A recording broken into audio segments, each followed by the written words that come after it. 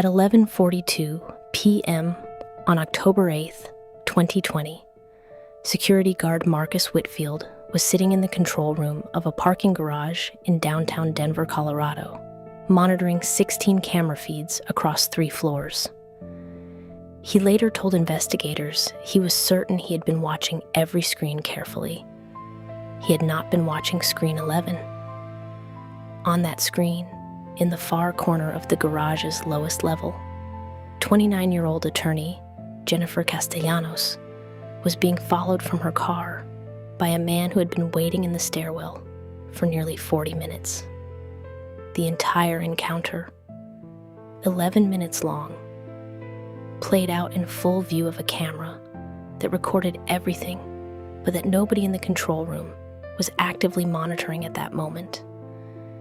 This is the story of how a single overlooked camera feed changed an entire investigation, and the unusual way the footage ultimately helped to solve the case anyway. Jennifer Castellanos worked late nights regularly at her law firm, often leaving the parking garage attached to her office building well after most other tenants had gone home. The garage's security system included 16 cameras feeding into a single control room monitored by 1 guard per shift.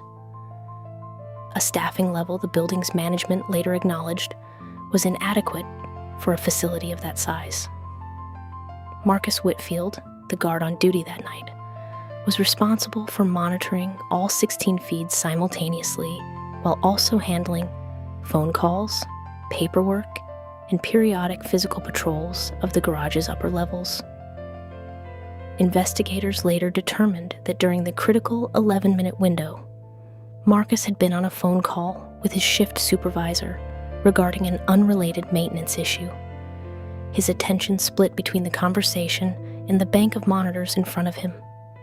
Jennifer was attacked as she approached her vehicle, dragged toward the stairwell, and robbed at gunpoint of her purse, phone, and a laptop bag containing sensitive case files. She sustained minor physical injuries during the struggle, but was not seriously harmed beyond the trauma of the assault itself.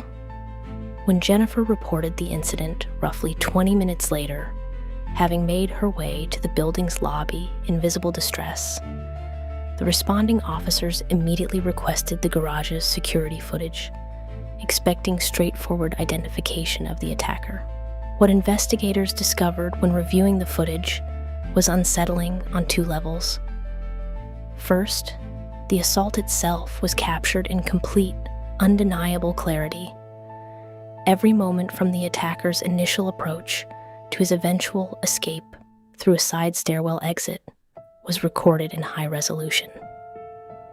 Second, and more troubling to building management, was the discovery that Marcus Whitfield had not noticed any part of the 11-minute incident occurring in real time, despite it happening on a screen directly within his field of view. The building's after-action review revealed that Camera 11's monitor had developed a recurring software glitch weeks earlier, occasionally freezing on a static frame for several minutes before refreshing, a known issue that maintenance had been notified about but had not yet resolved. Marcus told investigators that during the incident, he genuinely believed Screen 11 was simply frozen on its earlier static frame, as it had been intermittently doing for weeks, and therefore gave it no further attention, assuming nothing new was occurring on that level. The footage, ironically, had actually been recording in real time throughout the entire incident, so it was only the live monitor display that had glitched, not the recording system itself. This meant that while no one had witnessed the crime occurring live to call for immediate help, the recorded footage provided detectives with extraordinarily clear evidence once they reviewed it after the fact, including a clear view of the attacker's face during a moment he removed his mask to adjust it, and a partial view of a distinctive tattoo on his neck. Using the clear footage, Denver police released still images to local media within 18 hours, leading to several tips from the public. The most significant came from a tattoo artist who recognized his own work. A distinctive geometric design he had completed on a client 3 months earlier, whose name and contact information remained in his appointment records. That client was identified as 33-year-old Christopher Daly, a man with 2 prior arrests for robbery in neighboring jurisdictions, though neither had resulted in conviction due to insufficient evidence at the time. Daly was arrested within 4 days of the incident, and a search of his residence recovered Jennifer's laptop bag, still containing several of her case files, along with her phone, which he had not yet attempted to sell or dispose of. At trial, the security footage became the central piece of evidence, with the prosecution specifically highlighting the irony that while the live monitoring system had failed Jennifer, in the moment she needed help most, the underlying recording system had ultimately ensured her attacker could not escape justice. Daly was convicted of armed robbery and aggravated assault in 2021 and sentenced to 14 years in prison. The parking garage's management company faced a separate civil lawsuit from Jennifer related to inadequate security staffing and the unresolved monitor malfunction, which was settled out of court for an undisclosed amount, alongside mandated security upgrades including additional staffing and updated monitoring equipment.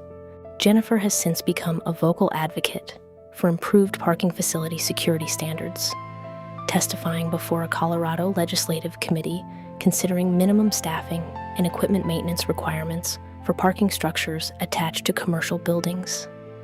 Marcus Whitfield was not criminally liable for what occurred, as investigators concluded the situation resulted from inadequate equipment maintenance, rather than negligence on his part, though he has stated publicly that he thinks about that night frequently, wondering whether a properly functioning monitor might have allowed him to call for help in real time, rather than the crime only being solved after the fact. Jennifer has said in interviews that while she is grateful the footage ultimately led to her attacker's conviction, she remains troubled by how close the system came to providing no immediate help at all. "The camera worked," she said. "The system around it didn't." This has been the Dark Truth Files. If this case made you think about the security systems you walk past every day, share it.